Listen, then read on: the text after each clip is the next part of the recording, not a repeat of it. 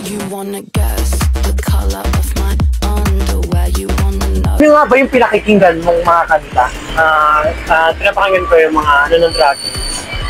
Yung kanta ni Marina Summers, yung Stay Aklani, sa Drag Race, and of course, yung ABC, Danger Dance. Of course, let's fight! More on Drag Race songs ako. Like, Dapat Pa Ka, like that. Kay Marina Summers na I'm a Filipina. And lastly, yung kay RuPaul, KSFR. Pero unang kanta ay Her by Megan Thee Stallion para very nakaka-pep Yeah, of course! Ang atake.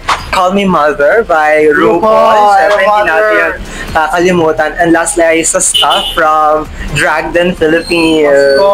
Yung lagi kong pinapakinggan na sound sa Spotify is Girls Wanna Have Fun.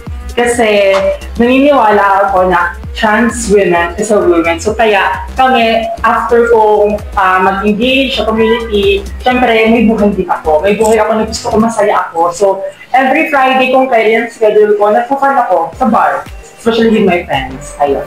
Yeah. Ano yung pinapatugtog ni Mark kapag nalulungkot na siya at nawawalan na siya ng passion for kabaklaan? Pag nawawalan ng passion for diva. Tatlo siya, sister. Tatlo ba? Tatlo siya. Diva, Poker Face, at yung, ano nga yun?